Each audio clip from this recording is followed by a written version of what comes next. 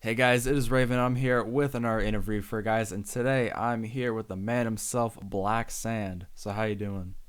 I'm good. How are you? I'm doing pretty good. All right. So the original plan with this interview is I wanted to do it like earlier this month. Well, I guess last month since it's now December when we're recording this. And I wanted to be able to drop it on our birthday since we actually share a birthday, which is pretty cool if I say so myself. So Uh, I'm going to start this interview off with the first question by asking, how'd you spend your birthday? what the fuck did I do? I went to a place called the Alley in LA where you get a bunch of like cheap clothes and a bunch of cool shit. And I got some like new Dickies. I got a new jacket, and I just kicked it with my girlfriend. Fucking ate Jamaican food. So nothing like crazy, but it was still fun. That's sick. That honestly sounds like a lot of fun. But yeah, Yeah. so you are 23 right now? Yeah, I just turned 23. Yeah. So how's it feel being like 23? You just feel the same, pretty much? No, I don't. I feel a lot more calm, and I feel like I have a lot more control of like my mind and over like my behavior patterns and shit. Because when I was younger, I definitely didn't feel like I had control over myself, but now I have a lot more control of myself. Definitely. That's pretty sick. Yeah. I mean, definitely just like as you get older, just like definitely maturing as a person and definitely Mhm. just like getting more life experiences. That's Exactly. always really good. But yeah, so the next question I want to ask, and probably a lot of people are wondering, is how did you actually get your name? Um. So how I got my name was I was on the way to fucking this place called Laughlin, Nevada, and my little brother played like football with like this football team called the Glendale Bears, and we were on our way out there to go like watch his game. And I started producing and you know what I mean, like making beats and shit. Like it was like when I was around 13, I think yeah, like 13. So it was like a minute ago, like eighth grade. And That's fucking pretty like sick. yeah, so it was like around then. So we were on the way, and I was like pretty sad on my name being the Dark Knight because I guess like fucking the Dark Knight, like I think the last Dark Knight movie like released when I was like in like seventh grade, so I was like or eighth grade, so I was like really inspired by that. But my older brother was like, "Oh no, that's whack. Like you need to figure out something cooler." Like he, because he's like fucking, you know what I mean? He thinks he's like the cool police and shit. Yeah, So exactly. he fucking was like trying to tell me what you know, like that older brother shit. But anyway, Yeah, we exactly. we were uh we were on the freeway and I had seen some like black gravel on the side of the fucking road. And I was like, I thought to myself, I was like, oh yeah, like Black Sand will be a hard name. And then, but I was listening to a lot of like Space Ghost Perp and like, you know what I mean, Raider Clan and shit like at that time. So I just was like, okay, I'm gonna do it like with the hieroglyphics. And then that's how Black Sand became my name. Yeah, that's pretty sick. So like what did you think of like the whole like Raider Clan kind of era of music? Like you were kind of around for that. So like did that inspire you at all? Oh, it inspired me a bunch because it was just like it was the first time since 3 6 Mafia that like you know what I mean people in that like hip hop or like trap was into dark shit because I've always been into dark shit. I've always liked horror movies. I always like fucking serial killer documentaries. I've always That's been interested pretty in that shit. sick. You know what I'm saying? I've been into metal and all the dark shit my whole life. So I it was just cool to see that like you know what I mean other black people were into like fucking you know black into dark shit, and I was Yeah, like oh exactly. you know what I'm saying? I was like dope, and like it really like inspired me a lot, like especially like the production style because it just seemed like they were doing like they kind of took like 6 Mafia swag, like fucking Lex Luger, and like they kind of put like a different twist on it though, because like they were like sampling and like pitching down the sample a whole octave and like putting Yeah. like super loud fucking snares and like super banging 808s, and it was just like everything about it, even like the whole way they dressed and shit. Like I definitely was like trying to rock all black and like wear black fucking black bandanas and like the whole swag they had too. So for sure. Yeah. That's pretty cool and especially like I mean I wasn't really around for like the whole like Raider Clan era of hip hop. I kind of more got into a lot of that more around like 2017, I would say, and that's really like Mhm. what brought me into the underground was like definitely like trap metal. Mhm. Um, a lot of that. I remember like bumping like a lot of your stuff around like kind of like that Midnight Society era. Like I Mhm. remember that was like a lot of my introduction to like the underground, Hell yeah. and it was like definitely interesting like seeing that like whole era of people like coming out and just like the fact that like and I definitely think like Raider Clan that was like not exactly the first, but it was like kind of like where like internet music was in its infancy, where kind of like that Mhm. whole Tumblr wave, Exactly. where like that Tumblr music wave, where you know it was like it wasn't just like localized to like a specific you know city or area. It's like a whole it's like a worldwide thing, which I think is pretty cool, especially Yeah. looking at it from retrospect where most music these days is based on the internet. So Mhm. kind of like going back to like you're talking about like growing up and stuff like that, but like just in general, what was it like growing up? It was cool. I mean, I fucking, you know what I mean, I had my dad and I had both parents in my house. I didn't really like have like a really like crazy or chaotic childhood or anything. But I will say that, you know what I'm saying, like definitely being like a black little boy, dark skinned little boy, I definitely like went through a lot of like microaggressions and definitely a lot of shit just being how I looked. Yeah, And like exactly.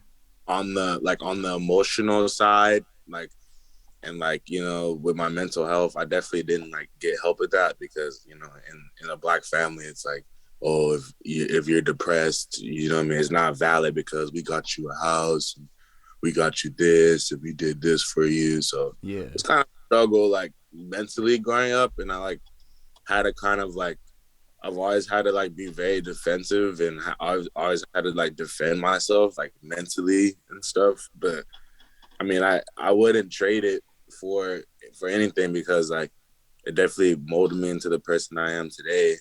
You know what I'm saying? But it definitely was a lot of bullshit though. You know what I'm saying? Yeah, Especially exactly. growing up in LA, you know what I mean, in a predominantly like Mexican and white area, there's a lot of racism like every fucking day. Like, you know what I'm saying? Like, oh, look at your hair, you have such big lips and your nose, and it was all that shit every day. So yeah. Yeah, a lot of racism bullshit. And, So, I guess kind of like going on that sort of topic of like being like a black artist in metal. I this was like a few months ago.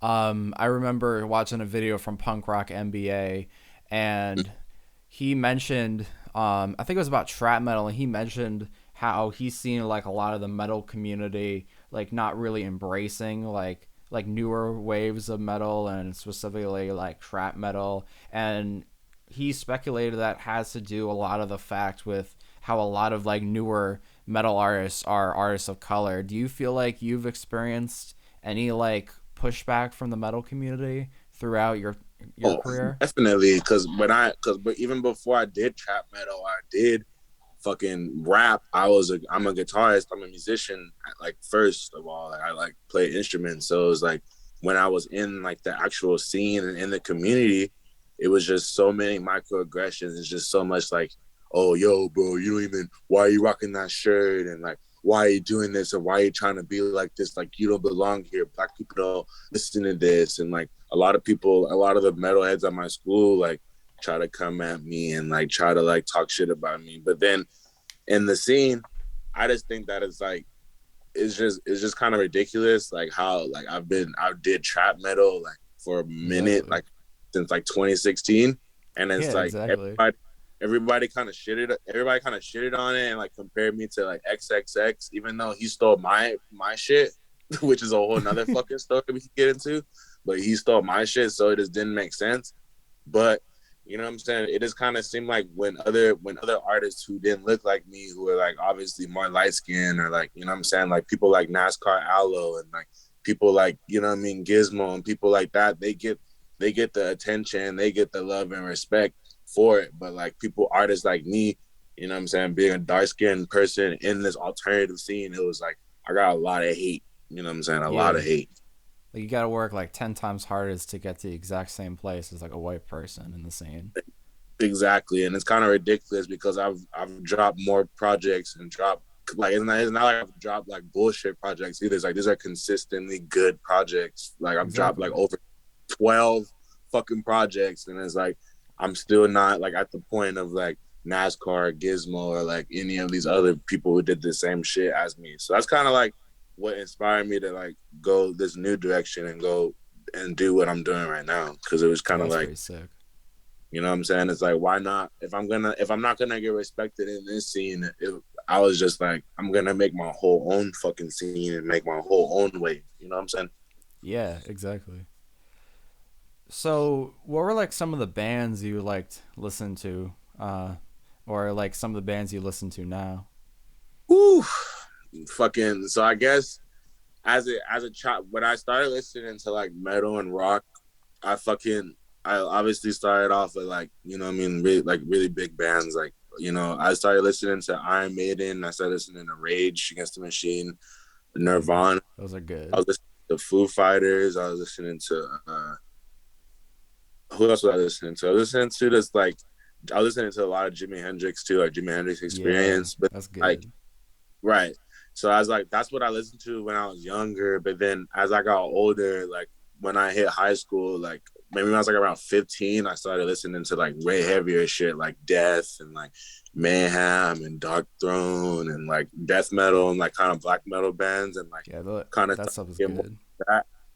And then fucking like around when I was like 15 or 16, I like got really into like Sepultura, but I got like into like their later stuff because I know they started off as more of a like a thrash band, but then they evolved their sound. You know what I'm saying? On Chaos AD, like the song Territory, and like that's like one of my favorite albums, and like fucking Blood, and then like the album after it with fucking Bloody Roots and shit. Like that shit is like my favorite. Like that's like my favorite album of all time. Like that shit is crazy. And then Yeah, for real. like recently, I kind of just got back to what I was listening to as a kid. Like you know, obviously like Nirvana and like Iron Maiden and Rage and like, you know what I'm saying. And like I've always, and then another band I've always liked since I was a kid too was Korn. Like I used to hear Freak on a Leash on the radio like all the time. So like that was like one of my favorite bands, and like kind of the reason why I started playing guitar too, because I just like really liked. I had like a fucking like Tony the Tiger like toy, and like there's is always like the breakdown, you know, like the breakdown in Freak on a Leash, where it's Oh like dun, yeah, dun, yeah. I think I dun. know what you're talking about. Like I used to always like pretend I was doing that part on the guitar, like you know what I'm saying? Because I really like Oh that part. yeah, And I was like fucking like 5 or 6 just doing that shit like on the guitar, pretending I was playing. And then like you know what I'm saying? So I listen, and then like obviously that's not like all the bands, but like fucking I'm listening to like so many people. You know what I'm saying? yeah, exactly. So not only guitar, but I've also seen that you've played a lot of drums and cello. So like, Mm-hmm. how'd you kind of get into those instruments? Well, well, I started playing drums because I just wanted to challenge myself because I was like, I always was just super interested in like how drummers like played and like how they like use all their limbs and everything. Because when you play guitar, you only use your hands and like your arms, but like when you play drums, you use your feet, your legs, your Yeah, you do arms, all and like those kicks and stuff. exactly like your whole. It's like your whole body's into it. So I was just like, I started like taking drum lessons when I was like around like 10, and then like I was just like learning like my favorite songs and stuff. But then like I wanted to take my drumming to like the next level, so I started to take jazz lessons, and I played like in a jazz band for like maybe like a Oh, year or that's pretty two. cool. Yeah, it was cool. I was like playing like standards. I was playing like fucking Autumn Leaves and like all the jazz standards and stuff. And I fucking like did that, and then I was originally gonna go to college for jazz drumming, so I was just like taking a bunch of lessons, like with my drum teacher Greg, and that's like kind of what like put me where I'm at now, because he like taught me to like develop my own style, and That's like pretty cool. he like gave me like he taught me how to tune a snare, and like he really gave me like the sauce and like the swag on the Give you drums. like all the stuff you needed to learn how to play drums.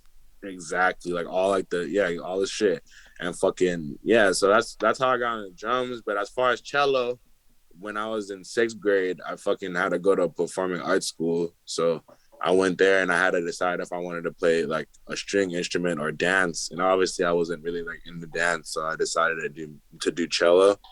And I fucking was playing cello pretty much until 12th grade. And in like eighth grade, I joined an orchestra outside of my school. It was like called the Inner City Youth Orchestra of LA.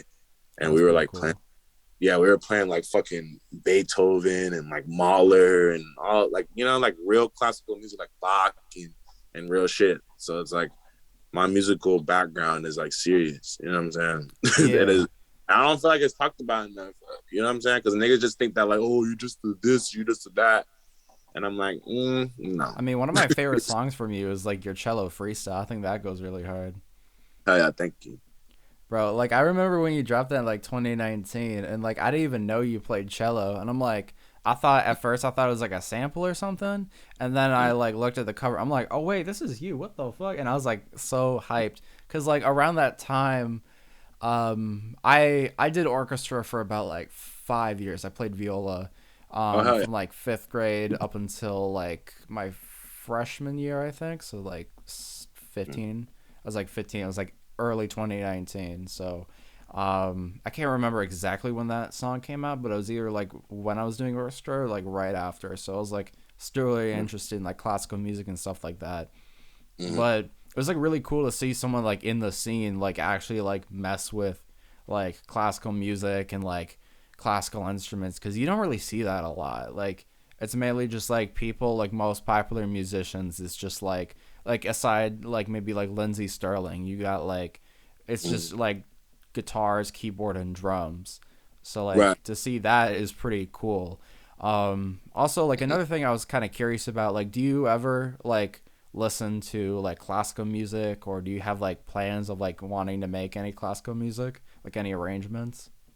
Yeah, actually, sometimes I like listen to Beethoven when I'm bored. Like I listen to like the Seventh Symphony or like maybe the Ninth Symphony, Yeah.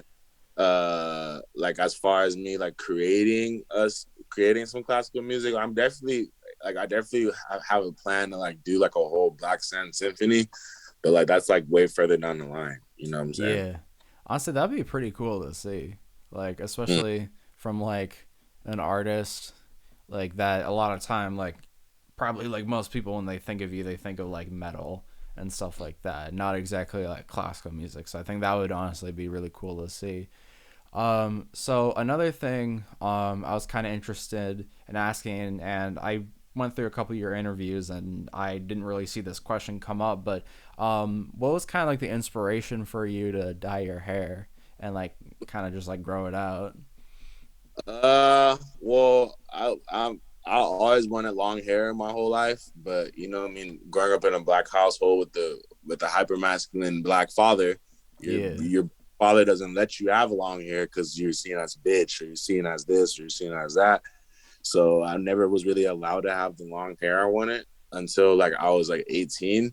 And I finally like they couldn't tell me what to do with my hair no more, like my parents. So I fucking like just grew out my hair, and then I grew it out pretty much from like 2015 till like 2018. And 2018 is like when I first dyed my roots and my like not my roots, my ends of my hair green. And then it was like something like I was like it was like look really cool to me, and I was like, oh, this is sick. And then like something just was like, I'm just gonna dye like my whole fucking head. You know what I'm saying? Like, yeah, you know what I mean, from the roots to the fucking tips. And I just like it was kind of an interesting time because I kind of view that whole time as like me trying to like figure out who I was, because I still didn't know who I was as a person. I didn't know like how to really control myself. It was just like I was like, all right, like, I'm just gonna try to like. It was like my appearance was changing and evolving just as much as like my brain and like my perception of the world and my perception of myself. So I was just going through a lot of shit. Like I was like in a really bad relationship. I was like getting taken advantage of by artists. I was fucking not taking care of myself. I was eating really bad, not exercising, like, you know what I'm saying? And it was just like I wanted to fucking, you know what I mean, I wanted to look cool and like look good, Kind of but I like have didn't a really. glow up. You said what? I said kind of have like a glow up. Yeah, I guess it was kind of like a glow up, but it was just like, like I'm trying Just to like. want to take better care of yourself, you know. You said what? Just kind of like take better care of yourself. Just kind of just like improve your overall just like well being. No, I'm saying like it was like when I dyed my hair, it was like when I had my hair dyed, it was Oh, I had to like like come to realization. You know what I'm yeah. saying? Okay, okay. I see. Like come like because I was just like I'm just gonna dye my hair because I'm like fuck it, like I just want colorful hair, like it looks it Yeah, looks yeah. cool, but like Exactly. I think I'll fuck with it.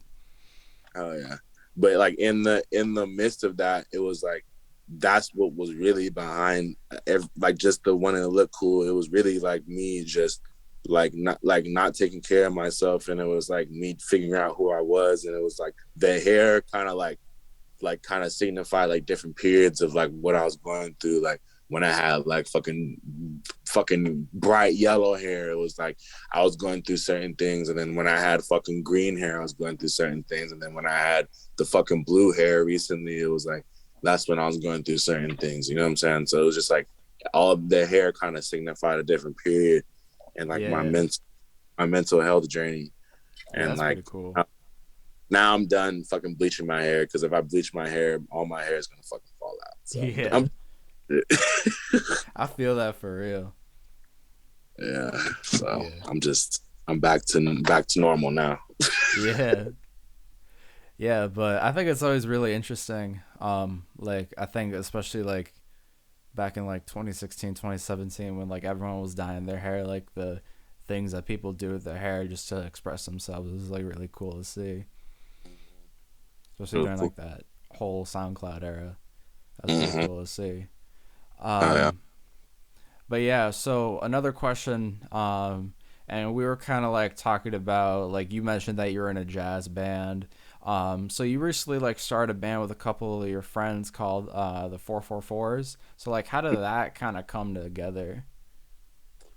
Well, the 444 was originally an idea like because I kind of at first when I started doing like straight metal and I was like done with the whole trap metal shit, it was like I kind of wanted to separate the two things, and I started a band with old friends actually. Like I don't Oh, really hang out nice. with those people anymore, but Oh yeah, fucking like yeah, so fucking it was like I started this shit with old friends and I wanted to like keep it separate, and I fucking it started off like that, but then it kind of stopped because you know what I mean everybody wanted to like focus on their job and wanted to focus on you know what I mean niggas was having babies, you know real what I life mean like shit. real life shit. So it's just like you know what, it just doesn't seem like we're on the same path in life because I'm not like having no babies and none of that shit. I'm like pretty much focused on my career. So I was like, Yeah, exactly. So I was like, I'm just like, so I just kind of discarded that shit. But like I mean I still have a band, but it's pretty much just me. Like it's just Black Sam, but I have like a band of like with my two homies, and we just like play all my shit live. You know what I'm saying? That's pretty sick. Mm-hmm. Yeah, just like having that, like being able to like have a band where you can just like chill with your homies and just like play some music. Like that's pretty cool to see. Like honestly, I like that. Oh yeah. Um, and this was like a question that I was gonna ask earlier, but did you ever? And I was kind of interested because like you said, you know, like you were talking about how you listen to like a lot of like heavy music, Mm-hmm. and especially I think being like a black person, did you ever like listen to Bad Brains at all, Oh, or I like, forgot to mention them, but like they're definitely like one of my biggest inspirations. You know what I'm saying? Like, bro, I love Bad Brains. That's like my favorite punk band of all hell time. yeah, like that. They're pretty much my yeah my favorite fucking punk band for sure. Like they're crazy, and like especially HR is definitely like a super Mm, big inspiration to me as like a front yeah, I love HI. eccentric and being crazy because he was just like the craziest. Like nobody was doing front flips or doing back flips on stage. Like nobody was touching him. You know what I'm saying? Yeah, exactly. I remember like being like 10 years old watching like Bad Brains watching like Bad Brains like live set videos with my dad and just thinking it was like the coolest thing That's dope. ever. Like, yeah, it's really cool. Like, in the room I'm in right now, my dad's got like a bunch of um, like not CDs, but like DVDs of like Bad Brains performances, which is pretty cool. That's dope. And yeah, it's pretty sick. So that was like my first punk band I ever really got into. Mm-hmm. But like obviously like I've gotten it like Black Flag, Circle Mm-hmm. Jerks, like a lot of like 70s and 80s like punk. That's like the stuff. But like obviously, um, I like more like modern punk bands. Like obviously like I think one of my favorites has got to be like Trash Talk. Like Okay. they're fire for real. Yeah. I really like them. So are you Did you to ever get like it? traditional punk or like just straight hardcore? Honestly, I all of it. Honestly, like I like traditional punk. I like hardcore. I like metalcore, new metal, Mm-hmm. black metal. Honestly, like a couple years ago, I got into like Dark Throne and like Burzum and Mayhem and like all like it's kind of weird. Like me being like a trans person listening to like fucking like metal that was made by like white supremacist ass people, and like I'm sure you can like relate to that, especially You know what I mean? Hey, with the bands I fucking had to just completely stop listening to when I found out, like especially Pantera. Like when I found out Pantera's whole like racist ass history, I stopped listening. oh yeah. I was not with them. Yeah, like I used to listen to Burzum before like I knew about like all the stuff that like Varg Yeah. said, but like I don't really be fucking with that anymore. But I like Dark Throne a lot cuz what's the guy what's the drummer's name? What's his name? I gotta look this up. I love this dude. Dark Throne members. I gotta look this up. Yeah. Uh oh wait, he's the guitarist. Never Okay. mind. Fred I don't know how to say it. Frizz, FRNRIZ. I do not know how to say his name. Hold up. Let me go on Google Translate and like type this in. Hold up. Mm-hmm. I gotta figure this out. Fenriz. uh, I don't know. That's what that's what Google told me. Anyways, so the guitarist of Dark Throne, I really like him. I watched a documentary on him and kind of like the true cult, like whole like Norwegian like black metal scene, and that was like really cool. I really like him a lot because he definitely comes off as like a really like nice guy, and he's not like all like fucking like bigoted and racist like all the other dudes. Like I remember, oh man, I think it was one of the guys from Mayhem. I can't remember, but there was like this one guy who they were interviewing. They were like talking about like the whole like murder, like when Varg murdered Uh-huh. Euronymous, and like that whole situation. And I think I can't remember what the exact documentary was, but when it was filmed, Varg was still in jail. So I think it was like 2000. It was like the late 2000s. Mm-hmm. Um, when he was still in jail. But I remember this one guy talking about, he's like, oh yeah, like I thought it was like the coolest shit ever. Like when he killed it, I'm like, what the fuck is wrong with you? Like I know like y'all got this whole like black metal aesthetic you're trying to uphold, but it's like, bro, like sometimes you gotta cut the shit. Like I mean, if that's how he really feels, bro, like what the fuck? They I'm like, bro, that's messed up. Mayhem really crazy. Like people think that shit's Bro, they really crazy. I don't even know if the dude was from Mayhem. I just remember as one of the like dudes. affiliated with them. It was one of the dudes in the scene, and he just is saying some fucked up shit. I'm like, bro, that is, I do not rock with Mm-mm. that. That is so messed up. But anyways, let's get back onto like a more like positive topic. So, how did you get associated with Helping Hand? Well, basically, like when I like over quarantine, like when quarantine first started, I had like a whole idea of like I wanted to like do like, you know what I mean, fucking one-on-one therapy, like fucking for people and like just talk to them because everybody because really it started with like my best friend who like overdosed fucking in 2019. R.I.P. Thank you. And he fucking And it was just like, cause I really didn't like have any thoughts on addicts or anything. I kind of just like kind of brushed it off to the back of my mind. I was like, oh, they're just an addict. Like they just love drugs and they're being like gluttonous and they don't care about their lives and it's such a waste. Cause Yeah. I'm super against like I mean I smoke hella weed, but like I'm against like fucking like heroin and anything hard. You know what I'm saying? Because I Like all that hard like, shit. and I don't even drink fucking liquor or I don't even drink alcohol anymore. So I'm like, I really don't be into like that whole like type of lifestyle because I already know like the type of person I am. I know that like if I did that shit, I would be dependent on it because I already am looking for an escape anyway. You know what I'm saying? So it's like if I was in the Yeah. like I would be totally far gone. So I always stayed away from drugs. But so I kind of just brushed off addicts in the back of my mind. But then when my fucking best friend died out of nowhere, I was like, fuck, like what the fuck was it?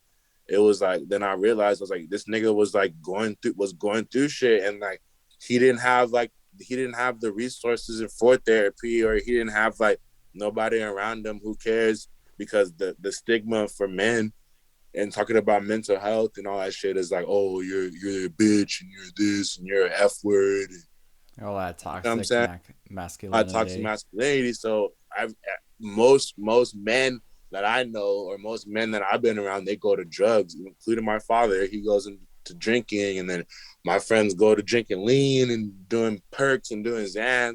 And this was like right when the fentanyl shit started. So Oh yeah, yeah, I got yeah. some fake perks and then passed away from that. And I'm like, damn, like, you know what I'm saying? If only somebody cared about him and he had like a resource to where he could like get therapy and like get some type of help, like he could like go to them and like it kind of started off like that. But then I realized like my first initial idea was like, oh, I wanted to do one-on-one therapy. But then I realized that fucking BetterHelp did that. So you know what I'm saying? So I was like, so I kind of evolved my idea to kind of make like a whole app kind of based off of like, you know how TikTok has like short videos and like 50 Yeah. minute videos, but I kind of wanted to like do like a whole mental health platform where it's like different categories of like exactly like what you're going through, like this type of depression from this or anxiety from this or fucking you know what I mean this mental illness and this mental illness and like be very specific with the categories and like you could just get like a 2 minute and watch a 2 minute video or like a maybe even sometimes a 30-second video on how you could deal with these things and like shit that you could do instead of having to charge $170 per session of therapy and they basically just tell you a bunch of bullshit that they read out of a self-help book. Yeah. Like, no, this should be like real and it'd be like, you know what I'm saying? Like people really get like real help and like it'll be free and like you could be somebody that has a fucking Android that lives in a one-bedroom apartment with 13 other people and they can access it because those are the real people that are actually going through shit, Yeah, not fucking exactly. white kids that stay in fucking 5 bedroom houses that have everything they ever wanted and have fucking cars and shit. Like, you know what I'm saying? Those people, like, yeah, Yeah, like, you know what I'm exactly. saying? You got like people like that go through shit too. Like, don't get me wrong, but like, in my opinion, the people that like, for me being a black person, Those are the people who like really need help and like don't have access to it. exactly, because I'm black and I've hung out in the hood and I've been around the hood because I have family there and shit. So it's like those are the people that need it the most because they're in fucking these crazy war zone like environments and there's been like you know what I'm saying. It's like they need that shit. So that's like the whole idea of helping hand now. And obviously I don't have the money to fucking you know what I mean to hire a bunch of therapists and to make this platform, but obviously when I get more money and like I get bigger, become a bigger artist, that's like the first thing that I want to do. Like when I get money, you know what I'm saying? Yes. Yeah, that's pretty cool.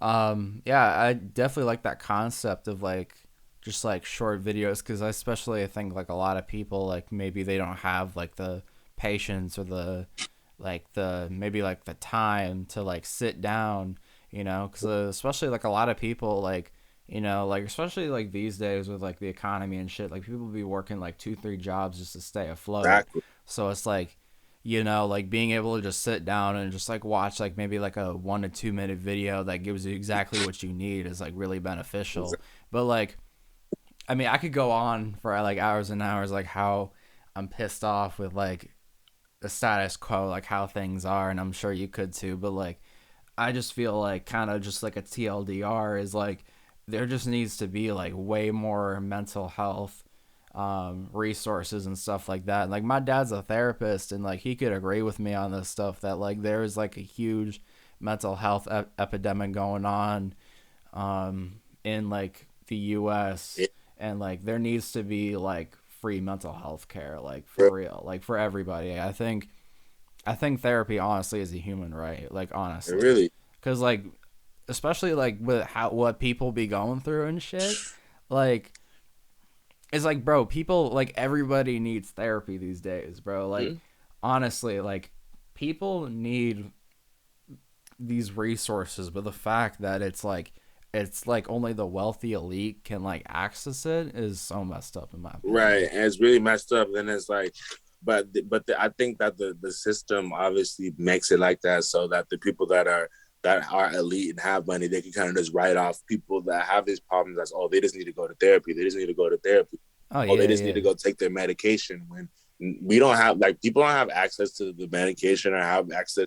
It's a bigger problem than just just give them therapy or medication. Like it's like social programs and Mm-hmm. like giving proper education. I mean, like I've seen it. Like I've been fortunate enough to grow up in a you know like a decent area. Mm-hmm. Like I'm not like in the hills of Hollywood, but like I'm not in like like a like really low income area, but like my city, like there's like I've seen like I went to public school, like I've been going to public school my entire life, so like I've seen like a lot of variations of like kids from like really poor communities to like really rich, and like I especially seen like a lot, like especially like my elementary school that I went to was like Mm-hmm. in like a really low income area, and like a lot of those kids you can tell like they needed like extra support, they needed though they could really benefit from those services, but it's like they didn't get that, and it was all just because of a zip code, like where they grew up, and it's super messed up. Like where you are born determines like the rest of your life, like where you go financially, just because of like the lack of resources you don't receive when you're a kid. Like it's super fucked in my opinion. It's really fucked up, and that's exactly why I want to do helping hand, because that'll like eliminate most of that. Even though it might get taken down, or they might try to sue me or whatever, or they might try to kill me. But you know what I'm saying? At least I'll die for something fucking. You know what I'm saying? For Exactly. something that's actually worth something, instead of just being a famous musician and fucking taking everybody's money from them. Like, I want to do something. Yeah, exactly.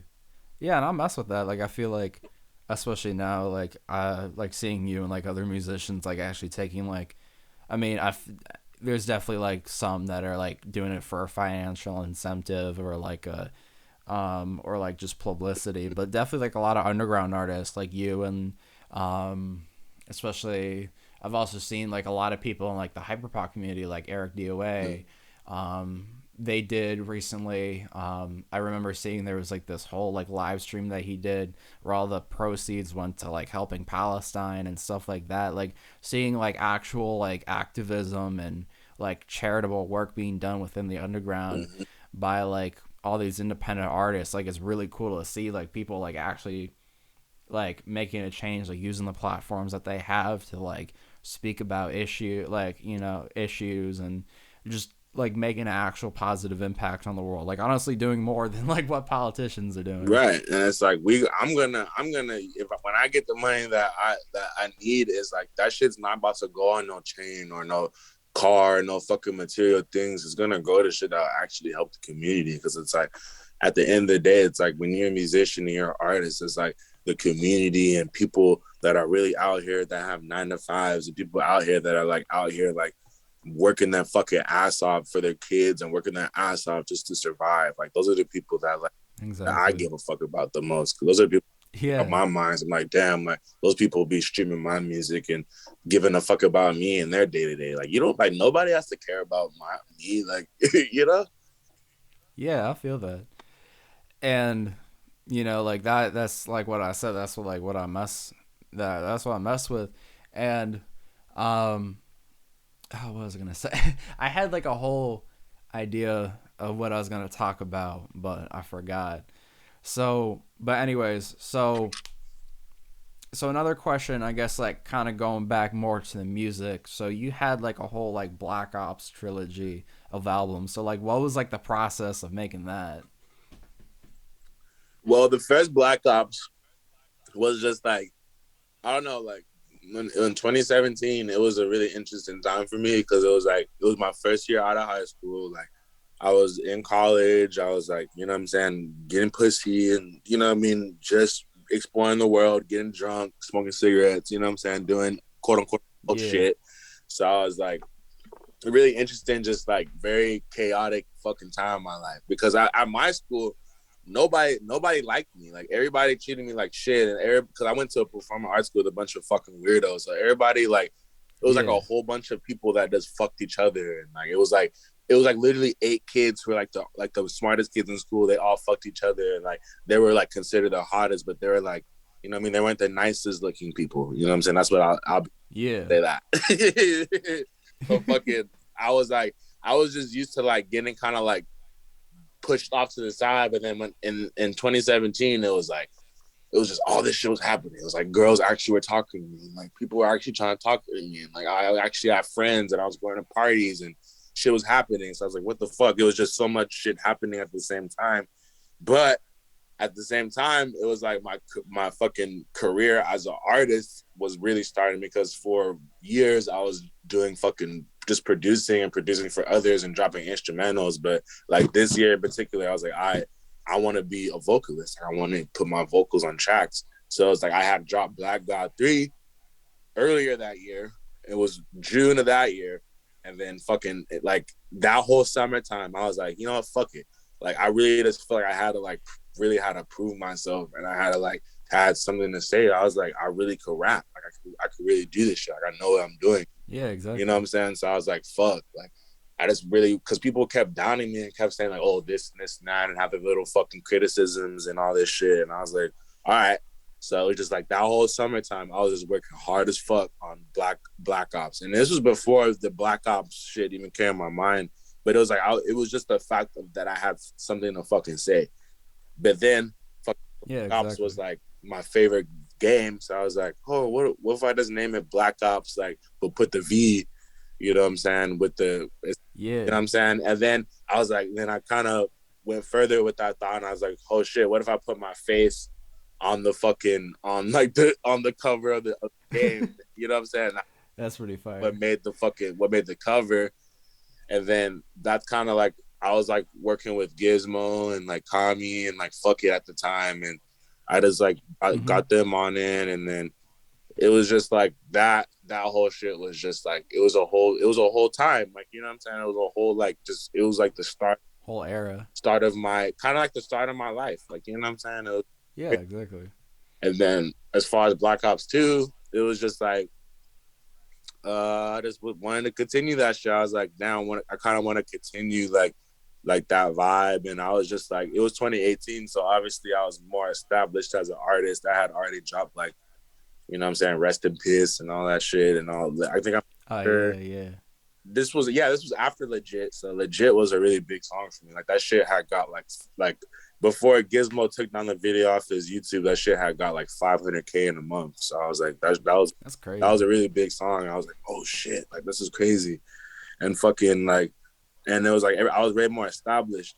So I fucking I was like, I'm gonna do Black Ops 2, and I just and I was like, I like had took shrooms one night, and like it was like I made the song H2O in my hand, and it was like I was really like I had a really crazy trip. It was like I like really felt like I was putting a lot of limits on myself. You know what I'm saying? Because I was like so Mm-hmm. hard to be like a rapper. I was trying so hard. I was like, I'm gonna be like a fucking rapper, like as much as I can. You know what I'm saying? And Yeah, but yeah. the Black Ops 2 was kind of like I was kind of breaking out of that. So I was like I kind of went into different lanes. I did like the kind of like the auto tune rap, like I'm Toad in the 40, and I made like that Oh yeah. song. I made fucking Go Mode Part 2 with Quaise, like made some ratchet shit. Then I made like emo music like Take Me Away. And then I like made like kind of like aggressive rap but not screaming. Then I made scream rap. So I was just kind of just trying to like show me being a well-rounded artist. And then fucking Black Ops 3 was shit. That was 2020, and I just was. Oh, nice. You said what? I said that's nice. Oh yeah, it was 2020, and fucking I what was going through. It was quarantine. Obviously, I had just broke up with my ex. You know what I'm saying? Like my whole but my ex that I was with for 2 years. So I was like, oh shit. Like I was like just being used to being single. So it was like a lot of the content on that album was about that, and it was about like the whole like I did a song like Why Is Dylan Roof Alive? That was kind of inspired by the whole George Floyd shit and like the whole riot thing, because I was just like why is he alive? You know what I'm saying? When he killed 9 people, but like people that like get killed by the police for like no reason, they didn't even do shit. You know what I'm saying? Yeah, exactly. And fucking so I was like, it was like that, and then I just kind of like, I wanted it to have guitar on the project, but I kind of wanted it to do like, I wanted it to be like the new sound, like kind of like combine riffs with like the new trap sound. Cause I was like, that's kind of what like artists doing. Like I was like, oh okay, like this is kind of what they're doing. So I just like just put my own spin on that, and that's like the whole Black Ops trilogy. That's pretty sick, honestly. Hell yeah. But yeah, that's pretty cool. Like just that whole, like, seeing like the growth from like Black Ops 1 like to Black Ops 3, just like the how like not only has like the concept itself grown, but like yourself as a person, like the music like grows with you. Mm-hmm.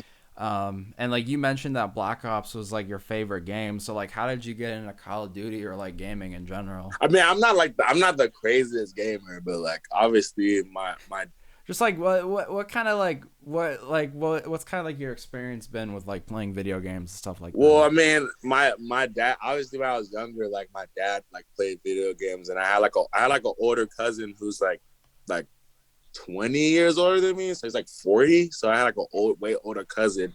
Like they will always like play games and shit, and like I would just play games with my brother. But I like I really wasn't super into video games, because I'm like the type of person that plays games for like 2 hours and then I gotta go do something else because I get bored. You know what I'm saying? I get bored. Yeah, I feel that. Sitting at one. I'm like the same way. I can't sit down and like have like an 8-hour gaming session. Yeah, nah. Like I was never like that. But when fucking Call of Duty came out, like World at War came out, my homie in elementary school, he invited me to sleep over, and I slept over and I played zombies. That's like what changed my whole life. I was like, oh my God, fucking zombies is like the best shit ever. And I was like, oh, like I was just playing zombies every fucking day, like on Call of Duty World at War.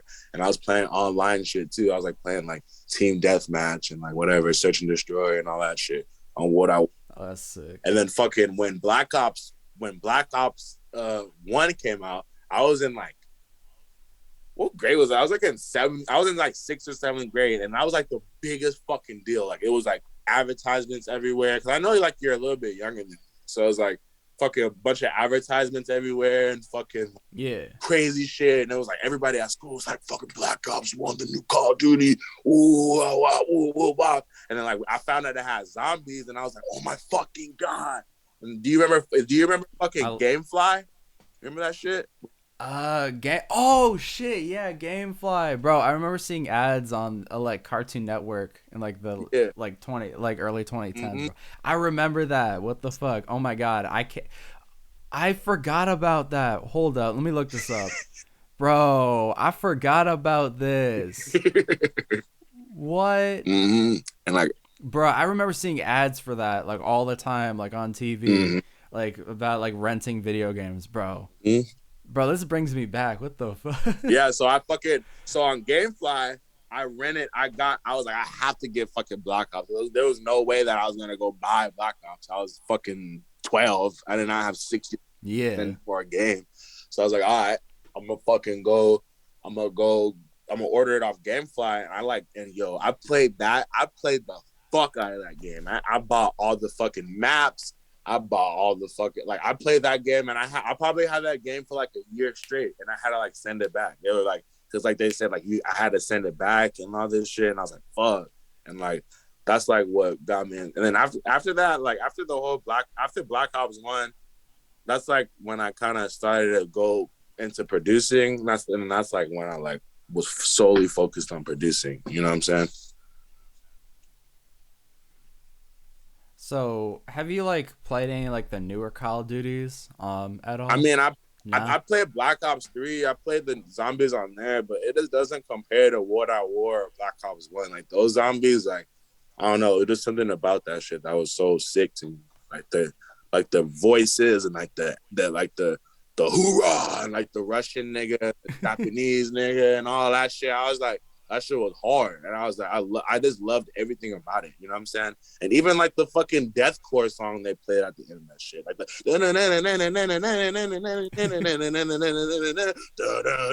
that shit was crazy. Yeah, that shit sounds fire. I haven't played World at War. That's definitely something I should do. I've played like pretty much like from like 20 like the first Call of Duty I really got into um was like World War II. That was like Yeah, I 2018. remember. Um I've played every Call of Duty from Modern Warfare Remastered in 2016 up to Vanguard. So like that's my and then I played Ghost at one of my friend's house. That was the first time I ever played Call of Duty was in like 2015. I was at a friend's house and I played Ghost. Oh shit. But pretty much like bro, yeah, that was pretty sick, honestly. I was like, "Oh god. I must have been like I'm 18 now, so I must have been like 11 Damn. when I played that." Yes. I Yeah, mean, that even was played that like was fire. OG Call of Duty, huh? Like Call of Duty 1 or 2. Yeah, I never played those. I really want to play them Like though. those are not. I've watched a bunch of Mm-hmm. videos. Like I used to be like a huge Call of Duty fan in like 2015, 2016. Like I was into like esports, like FaZe and stuff like that. Mm-hmm. So, like seeing that, that's what got me into COD. And like I was like 14. Mm-hmm. It was like Christmas of 2017, and my dad was like, "All right, you can get COD." And I was like so Oh happy. yeah. I was like finally, and I played so much World War II. That was a lot of fun. Wait, But I buy it. what What? year was you born? Oh 2003. shit, you're my little brother's age. So like November 19th, 2003. Yeah. Fuck yeah, that's crazy. Yeah. Yes, sir, bro. Yeah, I turned 18 like a couple weeks ago. It was pretty sick. Oh yeah, what'd you do for your birthday? Oh man, what did I do for my birthday? I just went bowling with my friends. That was about it. Oh yeah, I did. I felt. I started bowling in my freshman year of high school. I've just been doing it ever since. So that's been pretty cool. Oh yeah, that's dope. Yeah. Yeah, thanks, bro.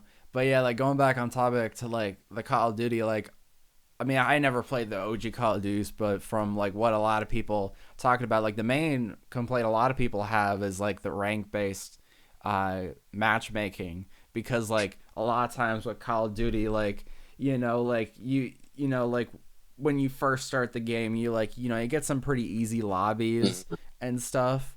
So it's like pretty easy, but like if you're like you get to the point where like because like during quarantine I played like a shitload of Call of Duty. I'm no like I'm not like really good at the game, but like I'm decent. Like like I hover around like I'd say like a 1 to 1.5 KD. Like it's okay. It's nothing crazy, but it's okay. So like Yeah. like I'm definitely not like a garbage player. So I end up getting put into lobbies where I got people who are like, they're running like, 3 to 4.0 KDs, like they're getting like 50 to 40 to 50 eliminations every round, like no matter the game mode, and they just kick your Yeah, ass, it's and it's kind of like, bullshit. Like I remember, I'll play I'll play fucking Black Ops, and it'll be fools that went like 6 times prestige with like the gold attachments on their guns and all that shit. I was like, why am I even going against them? Like I didn't even hit the yeah, first it's like prestige yet.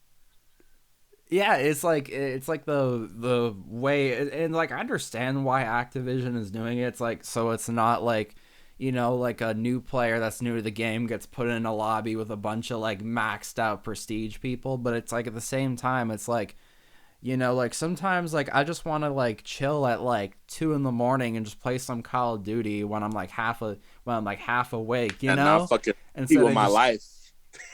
I know, bro. Like I'd be like up at the TV like and I have like a decently sized TV and I still have to sit like close as fuck to it to like see everything cuz like bro, like you like try to hit a dude across the map, bro. He's like what? Like you can only see like a few pixels of him and you're like it's so crazy. It's so crazy like trying to play that, bro. Like trying to play that, bro. I get so competitive when I play that game, bro. It's wild. Where are you from? But yeah. Where What? you stay at? Oh, I'm from Oh, you're Michigan. from Michigan? That's Yeah. cool. My dad's from Indiana, so I'll be in the Midwest. Oh, A that's lot. pretty sick. Oh, that's nice. That's Yeah. probably why you fuck with I'm me. not from like Detroit. Oh, go I ahead. said that's probably why you fuck with me, because I kind of got like that Midwest vibe. You know what I'm saying? Oh, yeah. I can definitely see that. Like that. Yeah, I've honestly like growing up in the Midwest. I mean, I grew up in like a pretty like populated area. I mean, I'm not from Detroit, but I'm from like the area. Uh-huh. So like I'm not like in like any rural area. Like a lot of people when they think of Midwest, like they think of like fucking cornfields and shit. Right. You know? Yeah. So like, you know, like that's like I mean, like there are a lot of rural parts in Michigan. Like you go outside like and it like if you're not in like Grand Rapids or Detroit or Ann Arbor or like Traverse City or Marquette, like any of the big cities, it's like it gets pretty like it's pretty rural. Mm-hmm. Like most of the time like it's really interesting like when it comes like time for elections and stuff, like even though like Michigan it's like a swing state, but like it went blue in like 2020, so it's like it's kind of interesting because like you got like all these like most of the counties it's like a sea of red, but then like you got like Detroit and it's like this like blue dot, Right. like Wayne, Oakland, and Washtenaw County. It's like these blue areas, but it's like that's where all the people are at, so that's why the state ends up going blue. Right. Yeah. That's funny. Bro, it's so funny. Like when I saw like at the election, like a lot of Republicans were like, "Bro, like why are these like tiny areas of like blue like controlling the?" It's like that's because where the people are. Right. Like that's where the people are at. Like it's not based off of land area; it's based off population. Exactly. So. Yeah, but it's like really interesting, like seeing the dynamic of people like in the state and just the state itself, like seeing like the different dynamic, like different types of people you meet. I mean, I'm lucky enough that I've grown up in a pretty like liberal area. I'd honestly say like I'm probably in like the most liberal area of like my state. I mean, pretty much Detroit is like the most liberal area. So like, you know, I don't have to be around like all like the hillbilly racist people, luckily. But yeah, we not messing with that, but still like I definitely like the art scene here is crazy. That's one of the things I mess with like Detroit the most is like the art scene here is crazy. Like what like I mess with art? it a lot. Like honestly like music, visual art, like all types of mediums of art, like music, visual, like graphics, like all of that. Like it's crazy. I like honestly, like if it wasn't for like the lack, because like the thing I really want to do is I really wanted to go in like the film industry. Like if that wasn't like dead here, I would totally stay. But I'm kind of thinking going like West Coast. Because like that's really where it's at. Yeah, LA. I'm kind of looking at like Portland or Vancouver. Yeah, I thought about that. But like it's super expensive. I mean, anywhere on the West Coast is expensive, but especially LA. I don't know. I'd have to go out there and check it out. Out here. It's like $1,200 for a 1-bedroom apartment. That's crazy, bro. That's insane. Yeah, I was kind of looking at like Vancouver. That's not even including utilities either. Oh yeah, exactly. Like I was looking at like Vancouver. Oh yeah, I heard you. Mm-hmm. Yeah. Like I heard, not what I heard. I was looking at like Vancouver, cause like I got family out there, so that's where I'm kind of thinking of going. But I'm not sure. I really want to go to LA though. That's like I've been to San Francisco twice, cause I got my uncle lives there, but I've never been to LA before. I'd I really want to go there. It looks like it's a lot of fun, Mm-hmm. at least to hang out. And then you say you're trans, right? What? You said Yeah. you said you're trans. Oh yeah, there's like a whole like trans community out here. So like that's hella Yeah, cool. yeah. I got some trans friends that live out there. Yeah, That's yeah, cool. it's So a pretty cool you're a city, like trans honestly. man. Trans woman. Like I was born You're a male, trans but woman. Okay, okay, yeah, yeah, yeah. okay. But you identify as a woman. Yeah, Because yeah, yeah. I thought it Yeah, was the other basically. way around. I thought it was Yeah, you yeah, yeah, yeah. you were No born problem. a Yeah, woman. like I haven't. Yeah, definitely like with my voice, and definitely like going to. I mean, that's like a whole topic I could talk about for like hours, honestly. But like with my voice, definitely, I think, it was definitely like for me, it was kind of like a struggle with my identity, like the fact that like, I mean, I don't know. I honestly, it's like still something I'm trying to figure out, like whether or not like I want to like change my voice or not. But Mm-hmm. like definitely one of the things is like I was like, well, do I need, it was like definitely because like there's, I mean, like I said, like this is like a whole topic I could go on for hours, but like there's kind of like this, like definitely like there's people in the trans community, and a lot of times like people call them like trans medicalists, or like people that like you have to undergo like surgery and stuff like that to be considered trans, or like you have to have this and that, like just criteria, where in my opinion it's just like if you feel like your gender other than the gender you're assigned at birth, like you count as trans, like you're valid as a trans person, Exactly. which is like that's my definition. So it's like with me, it's like I kind of want to change my voice. Like I kind of want to like maybe undergo vocal feminization, but I'm not quite sure yet. So it's like a lot of times like when like people just hear my voice, they just automatically think I'm like male or something like that. So Mm-hmm. it's kind of like interesting, but like one person that definitely was like really inspirational to me. I don't know if you know the band See You Space Cowboy. Yeah, I know that band. Yeah, yeah, yeah. So you know Connie Scarbosa, right? Is that the lead singer? Yeah, lead singer. Oh Yeah. yeah, yeah, yeah. I know. Yeah, yeah, yeah. So like with her, like she definitely is like one of my biggest inspirations as like trans musicians, because like she has like a naturally deep voice, Mm-hmm. because you know she was born male and then ended up transitioning to female. Mm-hmm. But like for her, like I really mess with her because it's like, you know, she's kind of like a representation. Like you don't have to have like a feminine voice to be considered a trans woman, and like that's what I really mess with, Yeah, because no. like I don't know if I don't describe myself as like a straight up like binary trans woman. I'd more describe myself as like gender fluid, because like Mm. my gender, I mean it's like really complicated, but like I feel like my gender just isn't exactly like fixed. Mm-hmm. Like, you get what I'm saying? Yeah, I totally understand what you're saying. That's cool though. But yeah, Much like, respect to you. yeah, thanks, bro. Yeah, thank you, bro. But yeah, so kind of like um going back a little bit on the timeline. So you were like talking about like how you made music with like Kami and Fuck It and people like that. Mm-hmm. So one of the things that like introduced me to like Midnight Society, and like I know you're not affiliated with the collective anymore, but this was like a video that I really Mm-hmm. enjoyed, was like the No Witness video. Yeah. So like what was like the process of making No Witness? Because that's honestly like one of my favorite like songs from you, like period, because like not just the song but like the video, like the energy like in that room. So like what was it like making that? Man, on some real honest shit, that shit was fucking annoying as hell to me.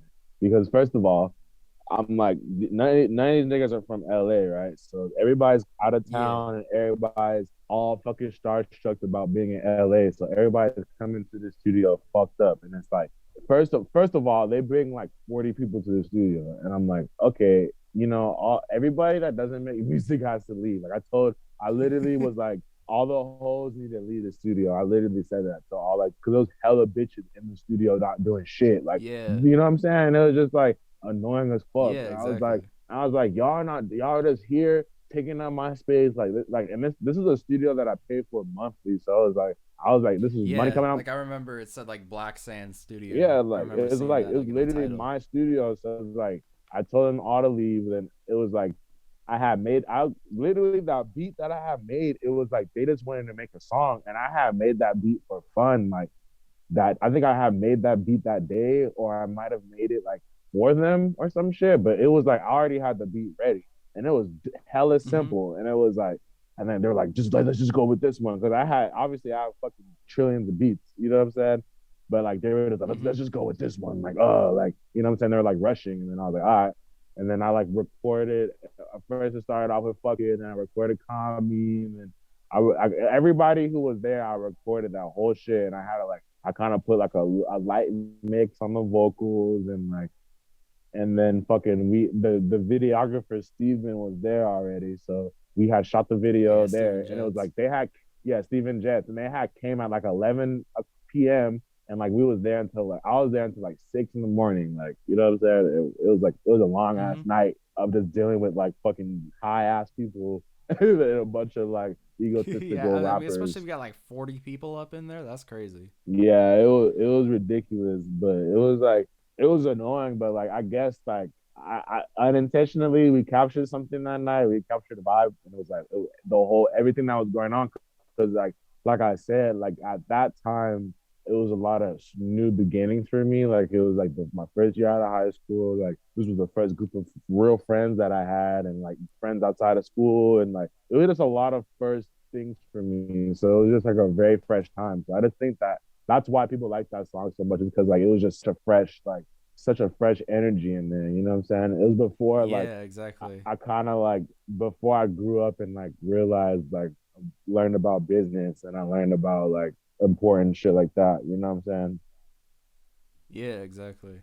I mean, especially if you got like a ton of like I don't know how I'd handle that like 40 people coming up in my space Yeah, it was and really just going crazy like that. Like that's insane, bro. That's crazy. That's like way too many people. Like exactly. And you know it because you have the same birthday as me, so you feel like that Scorpio. It's like that Scorpio shit where it's like that Scorpio I energy. don't be trusting people already. So it's like that many people in my shit. I can't even watch over everybody. Hell, no. Like, all y'all gotta leave. You know what I'm saying? Yeah, bro. Like, you don't know like what kind of like if it's just like a few of your homies, it's one thing. Like if you got like a few of your friends up in the studio, that's one thing. Yeah, But if you got like whole group of random people you ain't never talked to, yeah. like you're not even on like a first name basis. It's like, Mm, bro, like why you all up in my space and I don't even know you? You know what I'm saying? exactly. Like I didn't invite you. Like you invited your friends, you didn't invite all of them. hmm And that's a big no-no in LA because that's how you get set up. People come rob you. Oh yeah, exactly. So that's why I was really on that because that's literally how that happens. Like random people coming Yeah, up at your exactly. shit, and then they text they homie like, "Oh yeah, we gonna come get this nigga," and then they come rob you. You know what I'm saying? Yeah, exactly. It's like, oh, they got shit. Like, come through. You know what I'm saying? Mm-hmm. That's just crazy. So kind of like talking about like, oh, actually, I remember I was gonna ask. So you mentioned earlier in the interview that like X stole a lot of your stuff. So like, kind of like, what was that whole like situation? It's funny. It's funny because like I'm like I've been in contact with like a lawyer, well not a lawyer, but somebody that works at DMG, which is basically like a company that clears samples and clears shit for people. So I guess like X is about to Yeah. drop something, you know what I'm saying? And this, I guess this is news to everyone who's gonna listen to this, but I guess he's gonna drop something, and I've been in contact with him about like I guess he made a song called White Girl and like he stole my beat, but then he tried to take credit Oh for the yeah. production on the beat and like didn't even say I produced it because he would me and him had a really interesting exchange like in 2015 I think it was like because I guess Ski Mask had hit me up to like work on beats, and I had told him like my price for beats, which is like $200. You know what I'm saying? And it's funny that like they were so mad like about the $200 thing because like they flex money and like they hit licks and they did all this shit and had bitches and Yeah. woo, woo, had gold teeth. So I was like, you would think they would have a little petty ass $200 for a fucking beat, but I Yeah. guess not. And fucking so basically I guess I so to X that was me giving Ski Mask the cold shoulder, and I fucking had DM I had DM'd X because I had seen his No Jumper interview. This was a long time ago. This is like before X was even X. This was like when X was Yeah, just yeah, exactly. underground rapper. Like Like, real but underground shit. like 9K shit. He fucking I DM'd him. I was like, "Yo, bro, I fuck with you, and like we should work." And then he was like, "Sussy nigga."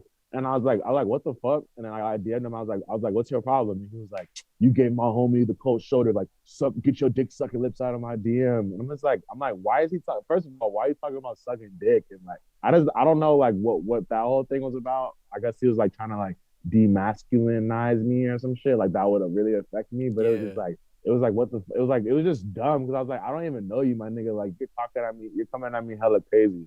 But I just thought it was funny because I thought he was a lot older than me, but I realized we were the same fucking age. So I was like, that's why he was acting like that because we were both fucking 15-year-old we were both 16-year-old little boys. Like, you know what I'm saying? That's how we used to act. yeah, You know what I'm saying?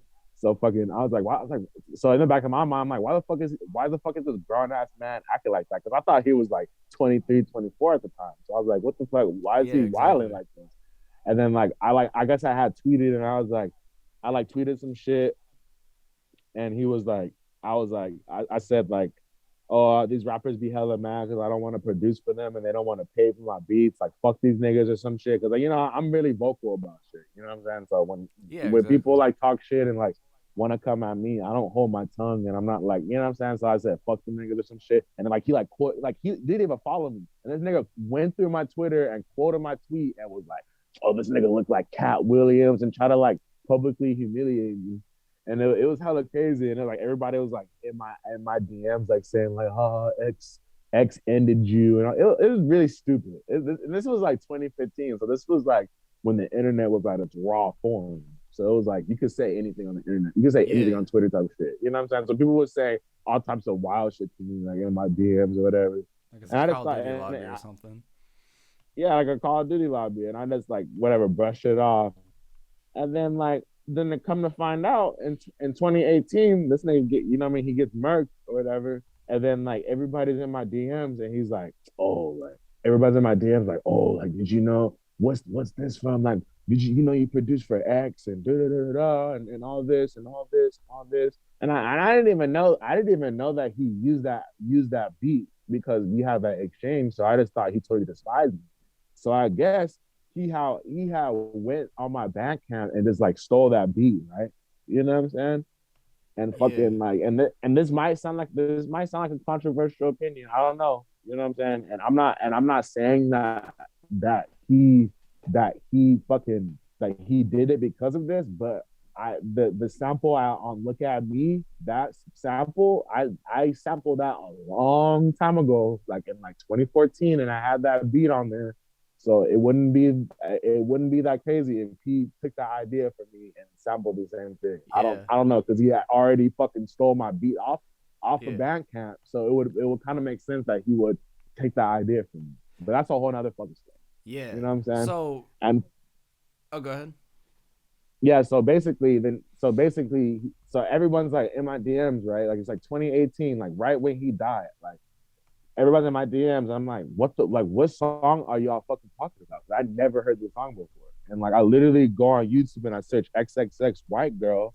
And to come and find out it's my fucking beat. And I'm like, what the fuck? So this nigga publicly humiliated me, disrespected me, And I and stole your then I beat. didn't even asked on my beat, and I didn't even tell you like this was right before this was literally like a week before he got locked up, and like that famous mugshot was taken, like like that famous Yeah, mugshot yeah, with the yeah. half and half shit. This was like a week before that.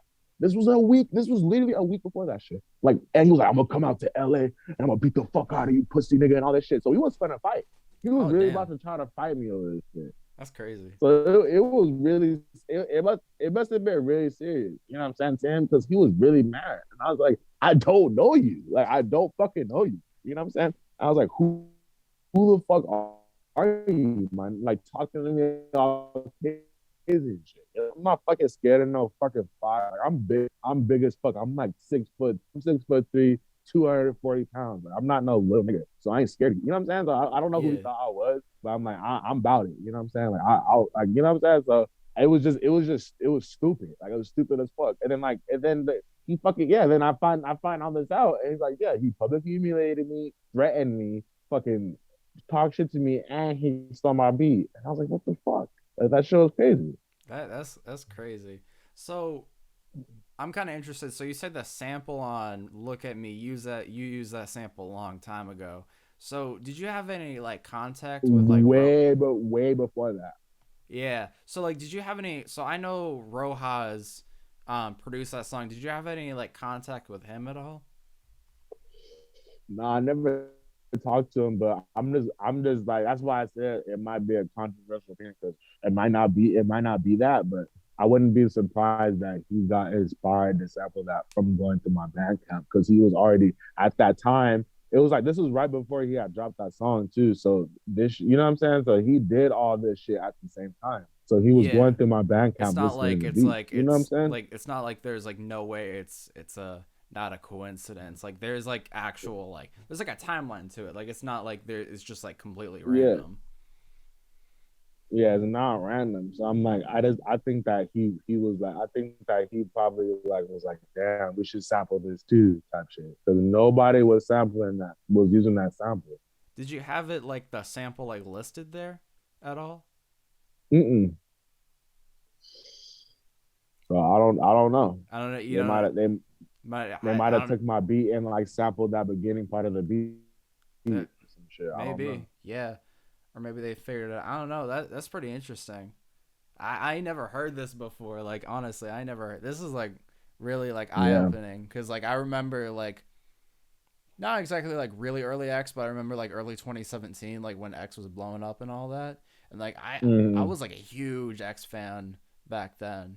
And I still am. Mm-hmm. Like I mess with X. Like obviously a lot of the things he's done as a person, like I don't really mess with. But like his artistry I really mess with. But like, you know, Uh-oh. like honestly, like I mean, considering the fact like the like, you know, like the person he was back then, and like this is not me trying to like be like, oh yeah, fuck him, all that, this and that, but like I honestly wouldn't be surprised if he like took the sample from your Bandcamp. I mean, Yeah. if he went out of his way to take your beat and make White Girl, I mean, honestly, I wouldn't be Yeah. surprised if he took the sample and used it for Look at That's Me. what I'm saying.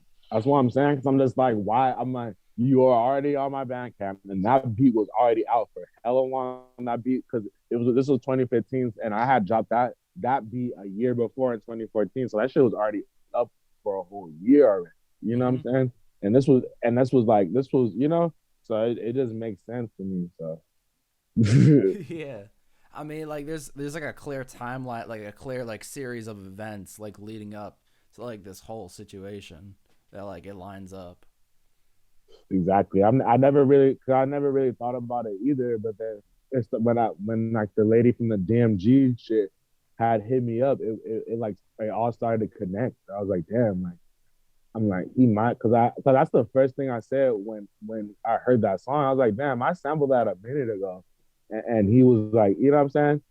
So Mm-hmm. I was like, but I didn't think I just thought of it as like, oh, they probably just like the sample, but then I put two and two together recently. You know what I'm saying? That's pretty crazy. Yeah. That whole like like the fact that by your beat existing that like song because like that song was like hella influential, you know, like that Very shit like influential. legit Yeah. changed SoundCloud, like It no changed. It joke. changed hip hop. It It changed changed hip hip hop. hop, bro. Like Yeah, that's that was a really crazy. big song. That's So I'm crazy. like, I'm involved in a lot of like really historical events, but people forget who I am. You know what I'm saying? I forget that I've been involved in this shit. That's Yeah, why exactly. it's good for me to do interviews and for me to Yeah, I do shit, mean, because I'm people met. don't really know who I am. Yeah, like I mess with doing this. Like, I mean, I wanted to interview for like a hot minute. Like, I mean, I've been Mm-hmm. listening to your stuff since like 27, 2018. I honestly don't exactly remember when, but like whenever I got into Kamiata, that's when like I remember like getting into your stuff and um Mm-hmm. I remember like listening to like Why You Mad.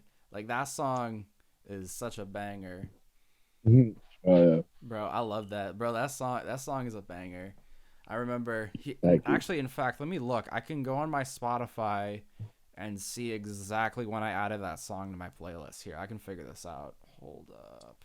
It was like 2018. It was like let's see, Black Sand, Why You Mad? October 10th, 2018. So it was late 2018 like when I Oh yeah, started listening to your stuff. that's dope. Yes, sir. Man, so I would have been in my freshman year of high school. Damn. Yeah. Yeah, that's pretty crazy because, like, back then, man, I had, like, the biggest trap metal phase when I was, like 13 to, like, 16. Like, all I listened to was just trap metal. Like all that rage stuff, bro. Like, that's what and, like, a lot of it has to do with, like, Scarlord and X. Like, really. Like, those two dudes, like Mm-hmm. I remember I don't know if do you know about the YouTuber No Bands at all? I think I've heard of that person. Yeah. Yeah, yeah. So like I remember No Bands made this video. It was like scream rap artists or something like that. Like before like really like the term trap metal was like being widely used. And I remember going on Mm-hmm. there and finding like Kamiyata and I think it was Damage Critical, like that song. Uh And huh. bro, I remember hearing that and I was like 14, bro. I was like in eighth grade. And I was like, bro, this is like the coolest thing ever. And just like getting in and like going down like the rabbit hole and like listen to like everybody in midnight. And it was like, bro, Mm-hmm. that was a wild time For real. in the underground. Yeah, that was cool. That was a whole wave Yeah, that for shit is sure. pretty cool.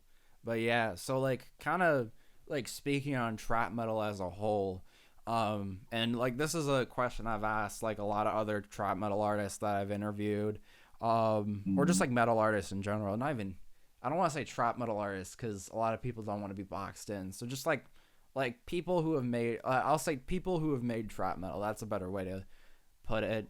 So like Mm-hmm. how do you feel like as the genre as a whole, like do you feel it's like kind of died out or do you think it's just like evolved or like I just think changed? that I just think that it's evolved and it's definitely changed into like a whole different thing now. It's like into a whole different style. I think that it's like kind of like the whole 6ix9ine type style of like trap metal is like Yeah, what is popularized and what is known. Cause that's like cause he kind of like he was like honestly the most popular trap metal artist because yeah. he really made a lot of scream rap in the beginning of his Oh yeah, like career and Hikari even Ultra days. yeah, exactly. Even into like some of his songs, like his bigger whatever songs out before he like went to jail, like that's like those songs are trap metal. So it was like it kind of evolved into that, you know what I'm saying? Mm-hmm. And it kind of like evolved into like I don't know, cause I'm like I'm obviously like a real metalhead and shit, and I Yeah, like played in bands and shit. So I'm like I I obviously like look drifted towards trap metal because I love hip hop and I love metal just as the same, like equally as much in my head. You know what I'm saying? So fucking I this was like obviously like the best thing for me to do. Cause I was like, oh yeah. It's shit, like like a fusion it's between like your two favorite genres. exactly. I was like, oh my god, this is perfect. You know what I'm saying? And then it was like, but the scene it never was about authenticity Yeah, and it was never like about like you know what I'm saying. A lot of the people that were in trap metal don't even like bands or don't even like they just like to be aggressive. You know what I'm they just saying? like to look hard. Yeah, look hard and like scream about like how they have a 40 and how they do all this shit that they don't really do in real life. And Mm-hmm. it kind of just became like another bracket of rap. And I just was Mm-hmm. like, this is not really me. You know what I'm saying? And like that's the reason why I don't really make that style of Yeah, shit anymore. kind of like going into more just like traditional metal stuff like that. Like Exactly. kind of like just going more to the roots of the Exactly. genre. But yeah, so but anyways, so I went on Twitter earlier today and I asked for the fans to ask their questions, and this is a thing I've been doing recently. I really like this to like just get the fans involved with the interviews. Really, like it's just like a great way to like get like maybe like someone who has like a unique perspective on something, like maybe a question of something that I didn't really think about. Um, Mm-hmm. so Magic on Twitter, and he was actually the only guy that replied to this tweet. But shout out to him Mm-hmm. for Oh yeah. actually he actually put a lot of questions down. So I'm gonna just pick out a few.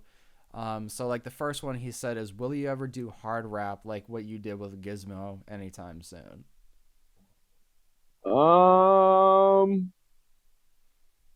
I don't know. I really don't know. Like I'm definitely not gonna do trap metal, more. Not necessarily, but like I'm probably gonna like obviously I'm still gonna drop rap maybe once in a while, but like I really feel like what I'm doing right now is like what I'm supposed to be doing and like what I really enjoy doing. Yeah, So you know what I'm saying? Like I probably not. Like I kind of just see that as like a stepping stone off of to what I'm doing now. Like, you know what I'm saying? I don't think I'm ever really gonna go back to that because that was like the most heaviest shit that I could possibly produce at that time. But like now that like I'm like doing what I do now, it's like I think I was able to take that to a whole nother level. So I'm just like moving on to different shit. You know what I'm saying? I feel like yeah, I've just exactly. evolved as an artist. You know what I'm saying?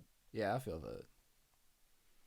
But yeah, I think definitely like I and like I think definitely like like as like I mean trap metal's been around, like you've been making this music for years. Like I think like definitely like as the genre is changing, like it's gonna get to a point where you're not really interested in it anymore because it's not exactly like you maybe liked it when you got into it, like it was like a way that you Mm-hmm. liked it, but now it's like shifting, so it's like I'm not really vibing with this new wave, so it's like it makes sense like to go back to the roots of the whole thing, like like Exactly. especially with you being like super into metal and like hardcore music, it makes a lot of sense for you to go to the roots of it and really just like focus on that hardcore music. Because like why would you want to like waste your time and like why would you want to like spend, and I don't know, wasting time, I don't know if that's a good way of putting it, but like spending time making music that you don't like rather than spending time Exactly. making music that you actually like. No, that's literally was the logic behind it. I was like, I didn't, and it just, I wasn't really enjoying it like at all anymore. It was just, it felt like I was forcing it. Like probably the last trap metal song that I actually made, you know what I'm saying? While I was fully into it was the song Weak, you know what I'm saying? Mm. And that shit was like, that was like my last, I was like, okay, I gotta figure out something else, you know what I'm saying? You gotta like change And up your it, sound. and then another thing that kind of turned me off and like made me go away from the scene was like it just felt like I didn't even like that I didn't get the same love as as as artists, and like I didn't get the same amount of recognition even though like I like was more consistent and like put in a lot more work and like you know what I'm saying and had like hard shit. I was like I wasn't getting the same love as artists. So I was like, why would I do some shit that I don't even really like and not even get the same amount of love and like be kind of like in the middle and kind of in like the background. And with these artists, I kind of just wanted to like branch out and do my own thing and start my whole own lane. You know what I'm Yeah, exactly.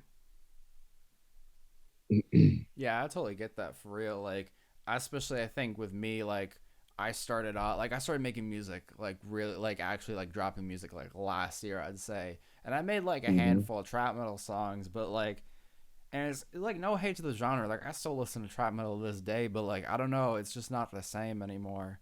Like, It's not. I don't really be listening. Like, I mean, I do listen to it on occasion, like, like I'll listen to Mm-hmm. like some Kamiata or Sinister or Project or Seven, people like that.